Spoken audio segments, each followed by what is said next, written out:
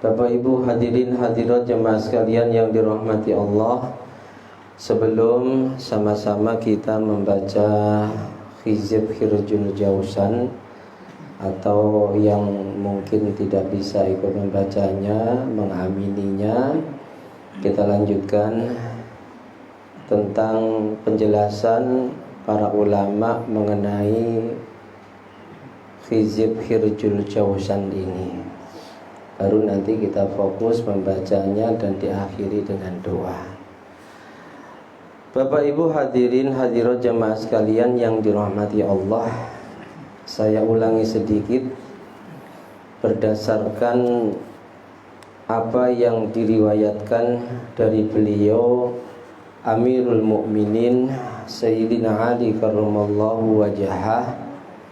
Beliau katakan kepada putranya Hasan, "Ya bunayya, hei anak laki-lakiku, maukah aku ceritakan padamu sirrun min asrarin nubuwah, rahasia dari rahasia-rahasia nubuwah?" Lalu putranya Hasan menjawab, "Bala ya Amirul Mukminin." "Ya, saya mau wahai ayahku Amirul Mukminin," yang waktu itu menjadi khalifah yang keempat. Lalu Sayyidina Ali bercerita, "Hei anak laki-lakiku, di perang Uhud yang diberkahi, karena yauman syadidal khur, di mana di hari itu hari yang sangat panas, Jibril turun menjumpai Rasulullah. Yang saat perang Uhud itu Rasul karena saking teriknya matahari menutupi kepalanya dengan jawshanun sakil, perisai yang lebar dan tentunya berat. Wa kana la yaqdiru ala hamli, saking lebar dan beratnya dan juga saking panasnya, Rasulullah tidak kuat untuk membawa perisai tersebut. Lalu beliau rafa'a ra'sahu ila sama, mengangkat kepalanya, wajahnya ke langit, berdoa kepada Allah. Ketika aku berdoa, Rasul katakan, bercerita kepada Sayyidina Ali, aku melihat abwabas sama qad futihat, pintu-pintu langit benar-benar terbuka. Wa nazala Jibril alaihissalam, Jibril turun, dan Jibril katakan, "Muhammad, Allah yang maha luhur, Allah yang maha agung mengucapkan salam padamu. Allah yang maha luhur, Allah yang maha agung mengistimewakanmu bitahiyah wal ikram, dengan penghormatan dan dengan kemuliaan."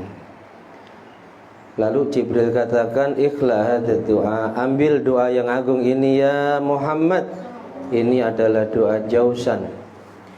Lalu setelah doa itu diterima oleh Rasulullah, Rasul bertanya, "Jibril, saudaraku, apakah doa agung ini hanya untukku atau juga untuk umatku?"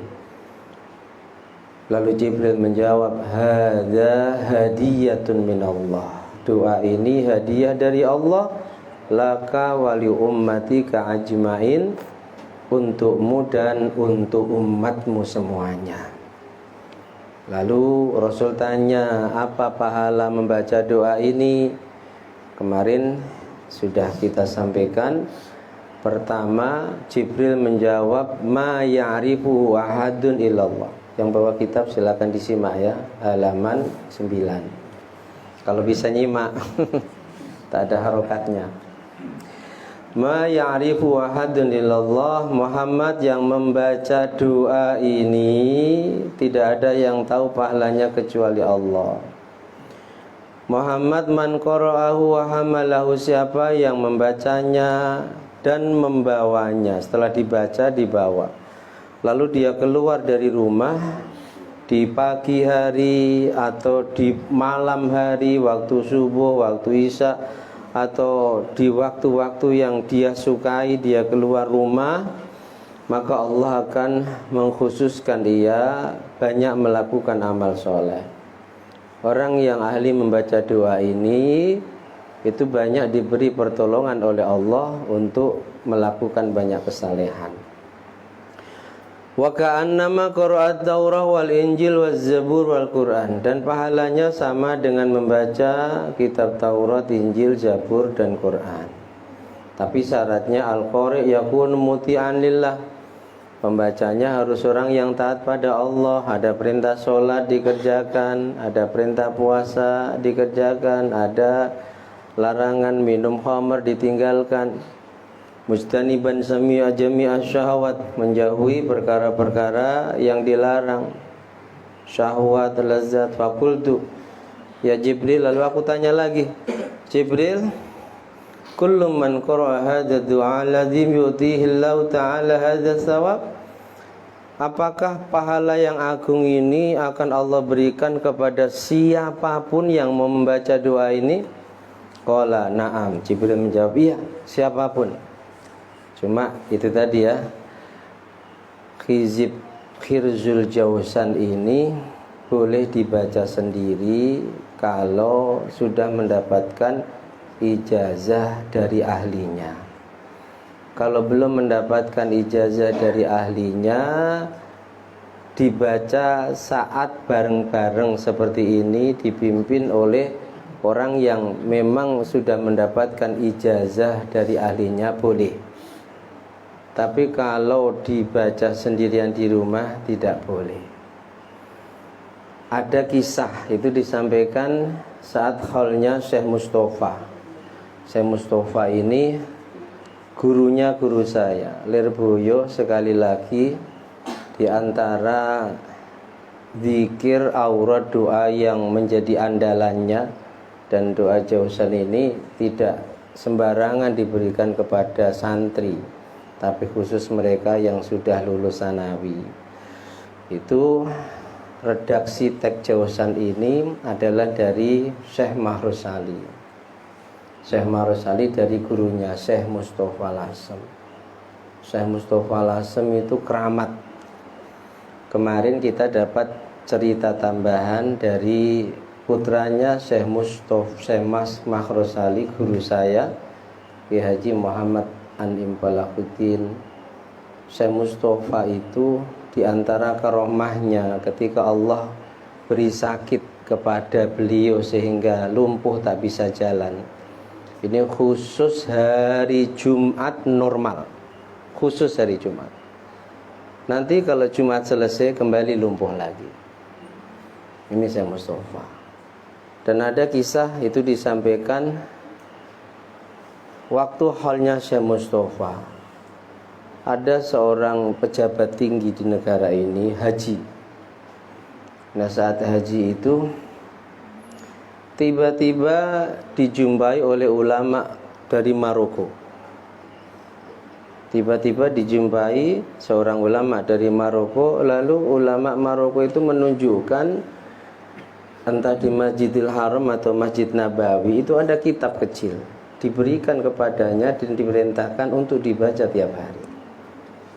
Dibaca tiap hari bertahun-tahun. Tapi ketika itu dibaca, banyak keanehan yang dialami dalam kehidupannya. Jadi yang biasanya tenang jadi gak tenang. Singkat cerita, lalu beliau ingin menanyakan, kok kehidupannya menjadi seperti ini, banyak aneh yang dialaminya.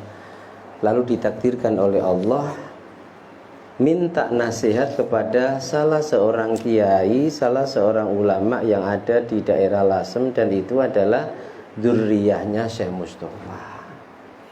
Singkat cerita, diberi nasihat, dan ketika cerita seperti itu diminta kitab kecil itu kitab apa, lalu ditunjukkan, dan itu ternyata kitab ini yang dikasihkan ulama dari Maroko itu ternyata kitab jausan, dan itulah yang dibaca oleh pejabat tadi setiap hari.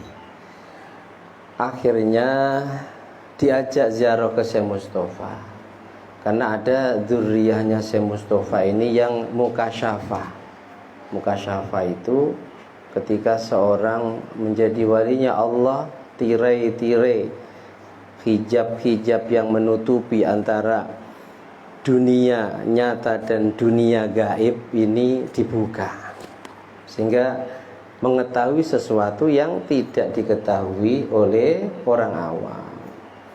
Ini ada keturunannya Syekh Mustafa yang mencapai maqam mukasyafah. Lalu dzurriyyahnya itu mengatakan bahwa yang menjadikan sebab kamu mengalami keanehan-keanehan dalam hidupmu ini sebab kamu membaca hizib Hirjul Jawzan sebelum mendapatkan ijazah dari ahlinya. Itu bisa disimak di YouTube, diabadikan itu pas khalnya Syekh Mustafa. Akhirnya diajak sama dzurriyyahnya itu untuk ziarah ke makamnya Syekh Mustafa. Lalu setelah itu beliau langgengkan mengamalkan membaca Hirjul Jawzan. Jadi orang yang membacanya ini kalau mau baca pribadi syaratnya harus dapat ijazah. Dari siapa? Dari orang ahlinya, bukan saya. Saya pun belum diberi mandat untuk memberikan ijazah Jawzan. Belum, tapi nggak tahu. Mungkin saatnya nanti masyayikh kami memberikan mandat itu. Sampai sekarang belum. Jadi saya hanya bisa mengajak jamaah di majelis ini sebulan sekali, silakan ikut baca bareng-bareng. Tapi jangan dibaca sendiri di rumah. Kecuali yang kemarin safar, alhamdulillah dapat ijazah langsung dari beliau, Kiai Kafabih, Kiai Abdullah Kafabih bin Syekh Mahrusali, dan juga dari beliau Kiai Muhammad Anim Falahuddin bin Syekh Mahrusali. Jadi yang membacanya mendapatkan pahala tadi, mendapatkan pahala yang sangat banyak.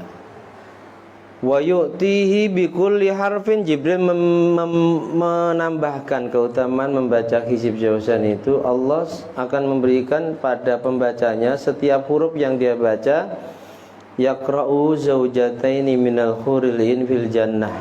Kelak di surga setiap huruf yang dibaca itu akan Allah ganti dengan 2 bidadari al-hurulin.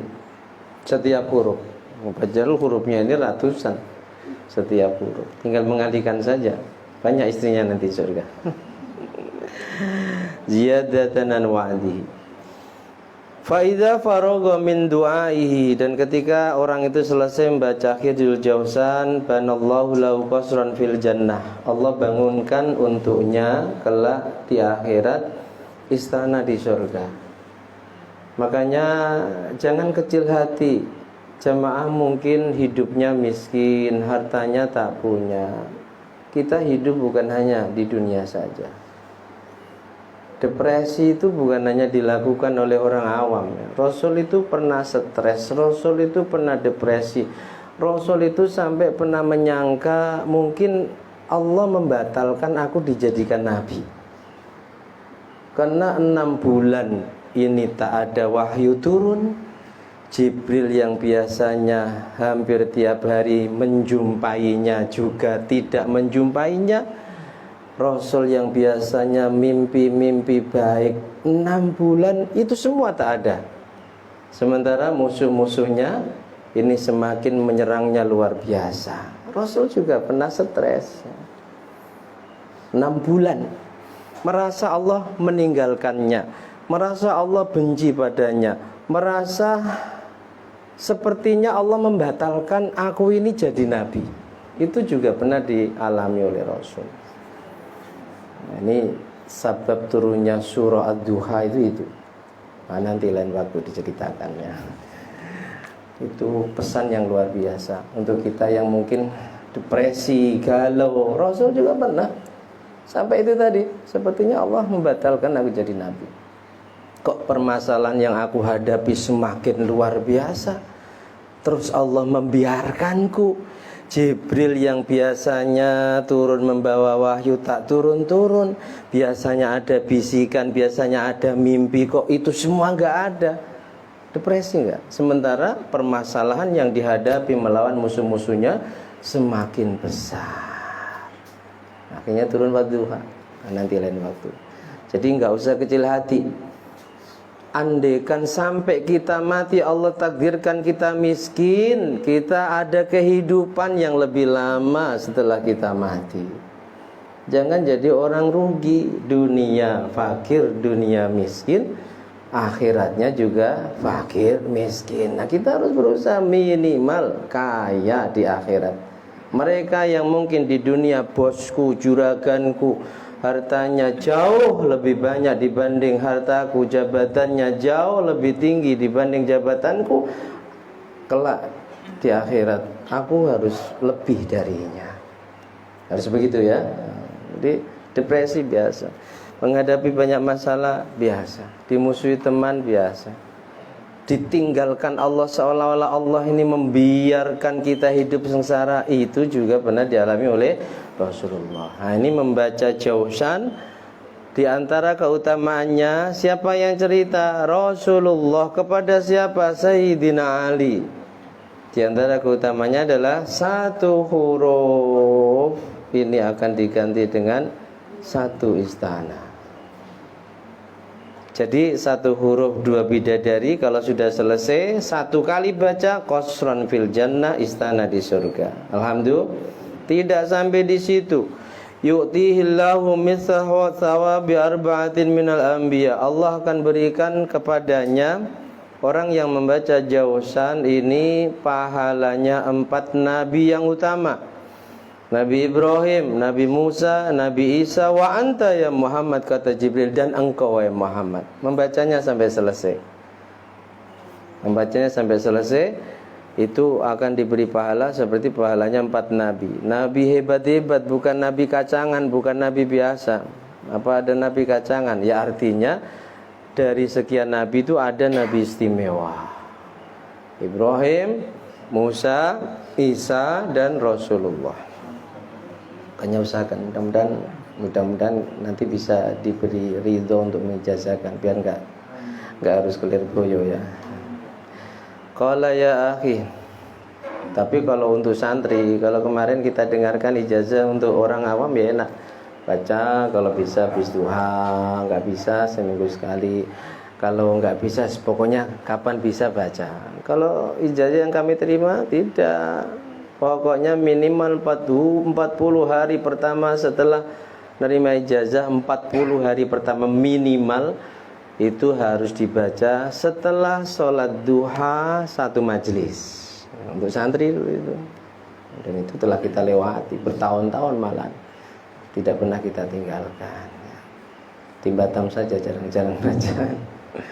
Alhamdulillah difasilitasi beliau, akhirnya kita baca. Meskipun ya selain kita baca seminggu sekali di rumah, kita bisa membaca setiap Jumat Kliwon di sini. Mudah-mudahan istiqomah, amin Allahumma. Qala ya akhi ya Jibril, hadza sawab liman qara hadza du'a lazim aw yahmilu. Jibril, apakah pahala yang demikian agung itu hanya diberikan kepada pembacanya atau juga yang membawanya? Membawa, modal membawa. Ada yang besar, ada kecil, membawanya kemana-mana dibawa. Jibril menjawab, qala walladzi ba'atsaka bil haqqi nabiyyan. Muhammad, demi zat yang telah mengutusmu menjadi nabi. Inna khalfal maghrib ardun bayda. Di belakang maghrib, di belakang bumi barat itu ada bumi.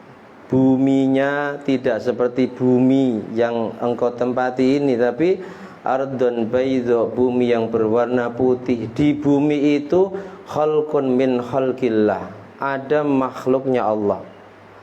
Makhluknya Allah ini tidak seperti manusia. Mereka ya'budunallaha wa la ya'sunahu abadan. Beribadah kepada Allah dan tak pernah bermaksiat kepada Allah selamanya. Qad tamazzaqat juluduhum minal buka. Kulit-kulitnya ini tamazzaqat seperti dirobek-robek karena seringnya menangis, merasa takut akan murka dan siksanya Allah. Padahal makhluk ini seperti malaikat, tak pernah bermaksiat, selalu beribadah abad dan selamanya. Sampai akhirnya Allah itu bertanya kepadanya, wahai Muhammad, kata Jibril, auhallahu ilaihim. Allah bertanya kepada makhluk-makhluknya itu, bukan kok berarti Allah nggak tahu. Untuk pelajaran bagi kita, lima takhafuna, kenapa kalian takut kepada Allah sampai menangis setiap hari, takut akan murka dan siksanya Allah? Walam ta'su tarfata ainin, sementara kalian tak pernah bermaksiat sekejap mata saja, nggak pernah. Qalu, mereka menjawab, nakhsha an taghdiba alaina wa tu'adzibuna binnar. Ya Rabb, sungguh kami takut kepadamu, kami takut engkau menyiksa kami dengan neraka-Mu. Qala Nabi sallallahu alaihi wasallam, lalu Nabi bertanya kepada Jibril, ya akhi, paham ya, nomor 11 ya. Ya akhi, ya Jibril, hei saudaraku, hei Jibril, hal hum min bani Adam, apakah mereka anak cucunya Adam? Apakah mereka manusia? Qala, Jibril menjawab, walladzi ba'atsaka bil haqqi nabiyyan, demi Allah zat yang benar-benar mengutusmu menjadi nabi, ma ya'lamuna annallaha khalaqa Adam. Makhluk-makhluk tadi itu enggak tahu kalau Allah menciptakan Adam. Enggak tahu. Wala iblis juga enggak tahu kalau ada iblis, ada manusia, itu enggak tahu. Masiratu syamsi min biladhim arba'ina yauman. Perjalanan matahari di daerah mereka itu selama 40 hari. Kalau kita kan 24 jam, itu kali 40. Matahari siangnya itu 40 hari. La ya'kuluna wa la yashrabun, mereka enggak makan, mereka enggak minum. Annallaha ta'ala, dan ketahuilah wahai Muhammad, a'ta li sahibi hadzal du'a, orang yang mau membaca doa ini, mengamalkan doa ini, Allah akan berikan padanya misla ibadatihim, sebagaimana pahala ibadah makhluk-makhluk tadi. In kana mu'minan khalisan, syaratnya harus mukmin, bacanya juga harus ikhlas, khalisan min jami'il jawarih, berusaha menyelamatkan seluruh anggota tubuhnya dari bermaksiat kepada Allah. Dan masih banyak lagi. Intinya bukan hanya pembacanya saja yang mendapatkan keutamaan, dibatasi ya halaman 11, tapi yang membawanya pun demikian, terkhusus untuk penjagaan diri. Ini cerita saya alami, disaksikan beliau, disaksikan Bu Haja, Bu Lena, dan saudara kami. Kami kemarin safar seminggu di Jawa. Itu saat kami sowankan kepada guru kami, Yai Kafabih Mahrus dan Yai Anim, mendapatkan ijazah. Setelah memberikan ijazah itu, Yai Anim cerita tentang apa yang dialaminya dengan Bu Nyai. Allah jaga harta benda beliau sebab tasnya diberi jausan. Beliau cerita dalam perjalanan Jakarta ke Kediri itu, di bis itu hampir orang-orang yang menjadi penumpang bis waktu itu hartanya itu dicopet. Nah, waktu itu punyai semua gelangnya, semua perhiasannya ditaruh di tas. Dan tertidur, Masya Allah, ketika turun ada pengumuman banyak harta penumpang yang hilang. Kaget dilihat, tasnya itu sudah dibuka, resletingnya itu sudah dibuka. Yang secara logika pasti harusnya sudah diambil semua harta yang Bunyai simpan. Sampai cerita gelang istri saya semua ditaruh di tas. Alhamdulillah, Allah masih menjaga, dan beliau meyakini di antara sababiyah Allah jaga, di tasnya dikasih jausan.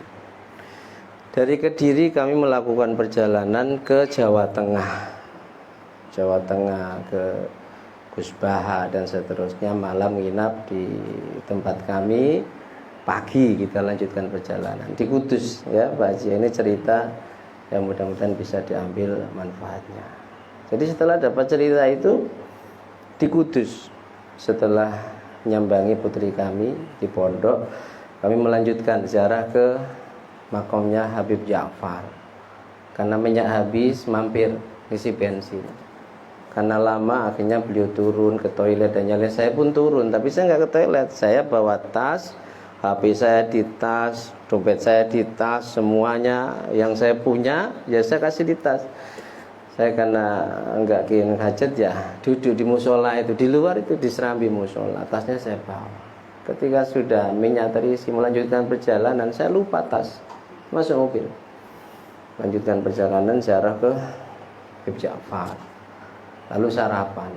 Setelah sarapan itu mungkin ya kurang lebih 1 jam, 1,5 jam ya. Setelah sarapan naik mobil, tasku di mana? Saya mengalami bukan orang lain. Tasku di mana? Sepertinya tertinggal di pom. Sudah pasrah. Kalau memang rezeki ya dikembalikan. Ini masya Allah. Kita kembali ke pom itu. Sudah 1,5 jam. Dan ternyata diselamatkan oleh Allah. Tas itu ditemu oleh orang yang soleh, disimpan. Ketika tahu kita datang langsung diberikan. Masya Allah, sepeser pun tak ada yang terkurangi dari apa yang saya simpan di tas. 2 HP, semua uang. Ya nggak ada uang sih ya, tapi punya dompet ada uangnya, semua di situ. Nggak ada satupun yang hilang. Dan memang sudah lama kita selalu bawa jausan. Tas pun kita kasih jausan. Jadi membawanya saja itu bermanfaat. Siapa yang cerita? Ini tadi Rasul cerita kepada Sayyidina Ali. Rasul dapat cerita dari siapa? Yang ngasih doa. Siapa? Jibril. Jibril ngasih doa atas perintah Allah. Ini mungkin ya tambahan penjelasan tentang keutamaan membaca dan membawa Khirjul Jausan, penyusakan ya. Tetap kita harus meyakini yang menjaga Allah, tapi wasilahnya itu macam-macam. Nah, di antaranya namanya juga Khizib Khirjul Jausan. Khizib itu kumpulan doa, Khirjul Jausan ini penjaga bagaikan perisai yang sangat kuat menjaga dari senjata-senjata musuh kita. Demikian, mudah-mudahan bermanfaat. Usahakan kalau memang sehat, ada keluangan waktu, jangan gak ikut ya. Meskipun baca 8 hari sekali. Rencana insya Allah nanti Ramadan kita setiap malam Jumatnya habis tarawih kita baca. Karena ada keutamaan khusus dibaca di malam Jumat dan juga di malam Ramadan. Demikian, semoga bermanfaat dan menjadi motivasi kita semua untuk mau banyak berdoa kepada Allah, di antaranya dengan wasilah membaca Khirjul Jausan. Khirjul Jausan. Amin Allahumma amin. Allahu a'lam bishawab. Al-Fatihah.